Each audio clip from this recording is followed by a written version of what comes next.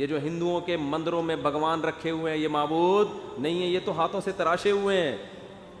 عیسائی حضرت عیسیٰ کو الہ کہتے ہیں. نا عیسیٰ تو کھاتے بھی تھے اور پیتے بھی تھے, مریم کے پیٹ سے پیدا ہوئے ہیں, خدا پیدا نہیں ہو سکتا. تھوڑی دیر میں ہماری اذان کی آواز آئی, اللہ اکبر اللہ اکبر. کیا زبردست, پوری دنیا میں سب کی سمجھ میں آ رہا ہے اس کا مطلب کیا ہے. تو پیپر ایسی چیز میں, تو پنڈت جی جو خطبہ پڑھتے ہیں, میں کوشش میں ہوں کہ سنسکرت زبان, یہ لفظ کیا ہے, سنسکرت زبان ہے نا, اس کا ترجمہ کہیں سے ملے, سمجھ میں نہیں آ رہا. پھر میں برما گیا, وہاں اذان, جو بدھسٹ ہیں ان کی اذان ہو رہی تھی, پیغام, وہ اذان پورے شہر میں کسی کی سمجھ میں نہیں آتی اس کا مفہوم کیا ہے. زبانیں ایسی ہیں جن میں پیپر آؤٹ ہو رہے ہیں نا, وہ زبانیں ختم.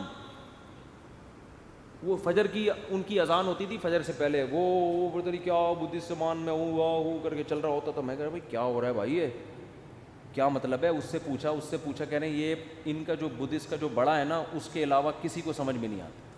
میں نے کہا چلو کسی بڑے سے ملتے ہیں. تو میں نے وہ جو میرے ابراہیم صاحب ہیں, بڑے اچھے میرے دوست ہیں, جن کی انویٹیشن پہ برما گیا میں, تو میں نے کہا آپ تو یہیں کے, وہ ان کے مسائل نہ کھڑے ہو جائیں کہیں. ابراہیم تو بہت سارے ہیں, کسی بھی بلی ڈال دیں گے ہم ان کو بچا کے. تو میں نے ابراہیم بھائی سے کہا, میں نے کہا مجھے ان کے جو اذان دے رہے ہیں نا فجر میں, چلو چلتے ہیں, ان کی جو بھی اذان ہے اس کو پکڑتے ہیں جا کے, اس سے میں پوچھتا ہوں تو کیا بول رہا ہے. انہوں نے کہا وہ ٹیپ ریکارڈ رکھا ہوا ہے, ریکارڈنگ چلتی ہے, بندہ. تھوڑی دیر میں ہماری اذان کی آواز آئی, اللہ اکبر اللہ اکبر. کیا زبردست, پوری دنیا میں سب کی سمجھ میں آ رہا ہے اس کا مطلب کیا ہے.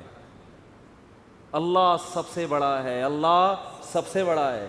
پھر اللہ اکبر. اللہ کو اس میں اتنا مزہ آتا ہے, اللہ کہتا ہے دوبارہ کہے, ابھی سمجھ میں نہیں آیا ان کے. اللہ اکبر اللہ اکبر, اشہد ان لا الہ الا اللہ. یہ جو ہندوؤں کے مندروں میں بھگوان رکھے ہوئے ہیں یہ معبود نہیں ہے, یہ تو ہاتھوں سے تراشے ہوئے ہیں. عیسائی حضرت عیسیٰ کو الہ کہتے ہیں. نا عیسیٰ تو کھاتے بھی تھے اور پیتے بھی تھے, مریم کے پیٹ سے پیدا ہوئے ہیں, خدا پیدا نہیں ہو سکتا. اور پتہ نہیں کسی نے سورج کو بنایا ہوا, سورج کی پرستش, کوئی آنکھ کی پرستش. لا تسجدوا للشمس ولا للقمر. کیسا تلوار چلی ہے قرآن کی شرک کے خلاف. نہ سورج کو سجدہ کرو اس کے حسن کو دیکھ کے, ہاں ہم مانتے ہیں بڑا حسین ہے, چاند کو دیکھ کے اس کو سجدہ مت کرو, ہم مانتے ہیں بڑا حسین ہے. اللہ جب اتنا حسین ہے تو سجدہ کیوں نہ کریں. فرمایا واسجدوا للہ الذی خلقہن, اس کو کرو جس نے اس حسین کو پیدا کیا, وہ اس سے زیادہ حسین ہے. یہ خود تھوڑی بنے, ان کو تو بنایا ہے کسی نے. کیسی آیتیں آج کروڑوں لوگوں کو سمجھ میں آ رہی ہیں, ان کا مطلب بھی ان کا مفہوم بھی. اشہد ان لا الہ الا اللہ, میں گواہی دیتا ہوں اس خدا کے اللہ کے سوا کوئی معبود نہیں ہے.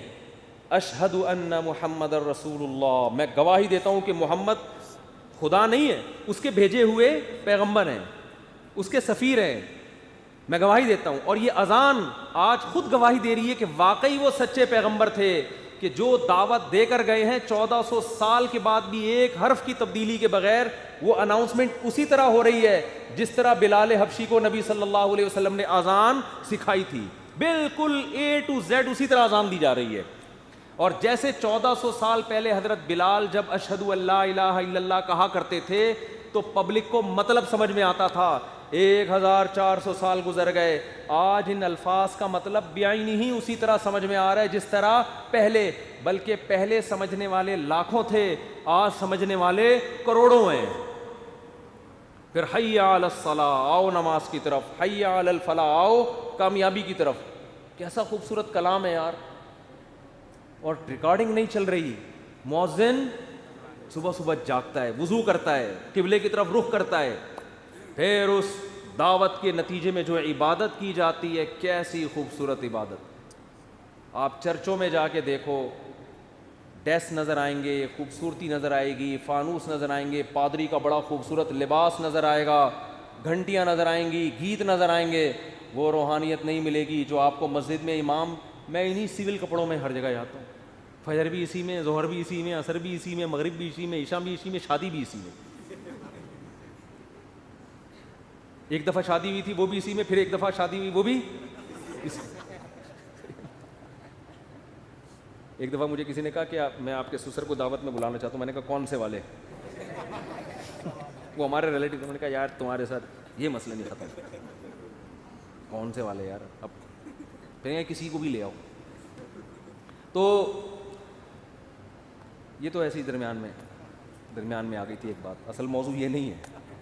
تو ان کے لباس دیکھو, ہمارے مذہبی رہنماؤں کے لباس وہی ہیں جو عوام کے لباس. کوئی الگ سے لباس بھائی یہ پگڑی تو تبلیغ والے بھی پہنتے ہیں نا, یہ بھی پہنتے ہیں. یہ کرتے شلوار تو ہمارے یہاں کلی والا, یہ تو کلی والا کرتا میں نے لوگوں سے ہی سیکھا ہے. پھر علماء کو دیکھا سب پہنتے ہیں تو اور محبت پیدا ہو گئی. تو وہی سادہ وہی سب کچھ. مسجد میں آؤ, مصلی پہ امام کھڑا ہو جائے گا, پیچھے لوگ, کوئی گیت نہیں, کوئی میوزک نہیں, مسجد میں کوئی تصویریں نہیں ہوتی. باوضو ہو کے مسواک کر کے صبح صبح, کیسا نورانیت کا ٹائم ہے. امام کیا کہتا ہے؟ اللہ اکبر. یہ زبان سمجھ میں آتی ہے لوگوں کو کہ نہیں آتی؟ کروڑوں لوگوں کو سمجھ میں آیا کہ امام نے کیا الفاظ کہے ہیں. پھر الحمدللہ رب العالمین. حرم کی تراویح سنو, تمام تعریفیں اس اللہ کے لیے جو تمام جہانوں کا پالنے والا. 5 لاکھ کا مجمع پیچھے شیخ سدیس کے پیچھے ہاتھ باندھ کے کھڑا ہوا ہوتا ہے. 5 لاکھ تو یہ ہیں, اور 5 کروڑ اپنے اپنے گھروں میں ٹی وی میں دیکھ رہے ہیں. ان کو بھی سمجھ میں آ رہا ہے کیا کہہ رہے ہیں. یہ زندہ زبان. تو یہ ایسا پیپر ہے جس کا ایک ایک لفظ سمجھ میں آ رہا ہے. اگر آپ کو نہیں آ رہا تو آپ سینکڑوں لوگوں سے پوچھ سکتے ہو, میچ کر سکتے ہو.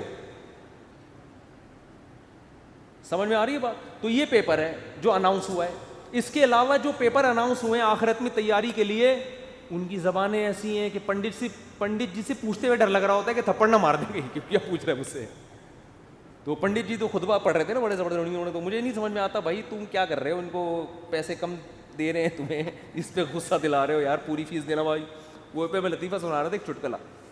ایک گاؤں دیہات میں نا لوگوں کو قرآن بالکل نہیں آتا تھا, بالکل فارغ تھے وہ.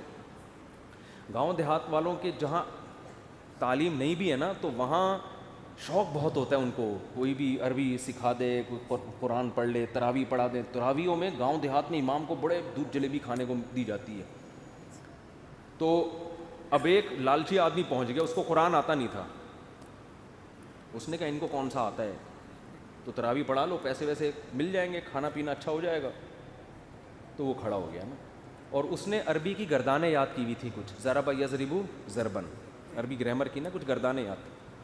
نماز میں شروع کر دی, ضرب ضربا ضربو ضرب ضربتا ضربنا ضربتا ضربتما ضربتم ضربتی ضربتما ضربتن ضربت ضربنا یضرب یضربان یضربون تضرب تضربان یضربن تضرب تضربان تضربون تضربین تضربان تضربان. یہ میں گردانیں سنا رہا ہوں آپ. اضرب نضرب ضرب یضرب ضربا فوضارب وضرب یضرب ضربا فذاك مضروب لم یضرب لم یضرب لا یضرب. ہم نے رٹا لگا کے یاد کی تھی نا, لا یضرب لا یضرب لن یضرب لن یضرب الامر بالمعروف یضرب یضرب یضرب والنهي عنه لا تضرب لا تضرب لا یضرب لا یضرب. الظرف من مضرب مضربان مضربین مضارب مضرب والآلة منه مضربة مضربتان مضربتين مضارب مضربة.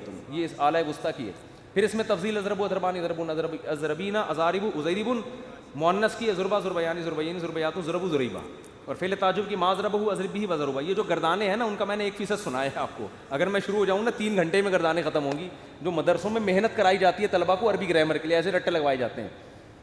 تو یہ 1% سنائی ہوگی, بھی 99% باقی ہے. تو اس نے کیا کیا, گردانے پڑھنا, ضربا ضربا ضربو ضربا ضرب. پیچھے پبلک تو یار بڑا پکا یاد ہے, قرآن بڑا پکا یاد ہے. ایک اتفاق سے حافظ آ گیا پیچھے, اس کو نہیں پتا تھا پیچھے ایک حافظ آ گیا. حافظ نے اس کو لقمہ دینا شروع کیا. تو یہ حافظ کو کہتا ہے اسکت, چپ ہو جا, نصف لی و نصف لک. جب تراویح کے بعد پیسے ملیں گے آدھے آدھے کر لیں گے. عربی میں چپ کر کے کھڑا. تو بھائی جب کسی کو زبان ہی نہ آئے تو آپ کچھ بھی پڑھ لو. تو اب ہم ہندوؤں سے پوچھتے ہیں بھائی جو آپ نکاح میں خطبہ اپنا پڑھتے ہو تھوڑا سا ترجمہ کر کے ہمیں بتا دو, یا ہمیں نہیں ہندوؤں کو ہی بتا دو, تاکہ ہندو جب شادی کرنے کے لیے آئیں ان کو پتا ہو پنڈت جی ہمیں کیا کیا ہوگی. زبان تو ہے, بہرحال ترجمہ بھی ہوگا. وہ گالیاں والی نہیں, تو میں مذاق کر رہا ہوں. کوئی ہندو پنڈت جی کو اس سے تکلیف ہوئی تو بھائی معذرت, میری تو عادت ہے, میں تو مسلمان مولاناؤں پہ بھی فٹ کر دیتا ہوں نا ایسی چیزیں, تو ہم تو اس کی عادت ہے, مقصد کسی کی توہین نہیں ہے. تو زندہ زبان ہے 1400 سال پہلے بھی اور 1400 سال کے بعد. اتنی قدیم زبان کوئی اب تک محفوظ نہیں ہے. حتیٰ کہ ایک انگریز نے یہ بات لکھی ہے کہ اگر کوئی اپنی ریسرچ کو ہزاروں سال کے لیے محفوظ رکھنا چاہتا ہے کہ جیسے آج اگر میں کوئی کتاب لکھوں تو 1000 سال کے بعد بھی ایسے سمجھی جائے جیسے آج، تو ایسے سائنٹسٹ کے پاس، ایسے فلاسفر کے پاس، ایسے اسکالر کے پاس عربی زبان کے علاوہ کوئی اور آپشن نہیں ہے. بات آ رہی ہے سمجھ میں؟ اس نے کہا جو آج انگلش ہے 100 سال کے بعد چینج. یہی وجہ ہے کہ آج سے 150-200 سال پرانی انگلش کی کتابیں آج کے امریکنز کو، جو بچے ہیں نا، ان کو سمجھ میں نہیں آتی، اور آج کی انگلش 200-250 سال کے بعد نہیں آئے گی. آج 100 سال پرانی اردو اٹھا کے لاؤ، بہت سے لوگوں کو سمجھ میں نہیں آئے گی. بھائی کیا کہہ رہے ہیں بھائی، یہ مرزا غالب کے کوئی رشتہ دار لگ رہے ہیں. آج سے 100 سال کے بعد اردو اور زیادہ چینج ہو چکی ہوگی. عربی میں ہم جو کتابیں طلبہ کو پڑھاتے ہیں وہ شروع ہی 1200-1300 سال پرانی شروع ہوتا ہے نصاب، بالکل ایسے سمجھ میں آتا ہے 2 اور 2 4 کی طرح. حتیٰ کہ نبی صلی اللہ علیہ وسلم کے والد اگر آج آ جائیں زندہ ہو کے اور وہ گپ شپ کریں، لوگوں سے کلام کریں، ان کی بات کو سمجھنے والے ہزاروں نہیں، لاکھوں نہیں، کروڑوں لوگ ہوں گے کہ یہ کیا کہہ رہے ہیں. لیکن اس دور میں زبان والا شخص آج آ جائے، ایک بندہ بھی آپ کو شاید نہ ملے جو اس کا مطلب سمجھ رہا ہو کہ یہ کیا بول رہا ہے. کچھ شاید کوئی یونیورسٹی میں کچھ چند اسکالرز ہوں جنہوں نے قدیم زبانوں پہ محنت کی ہوئی ہے، وہ بھی چند ایک لوگ ہوں گے.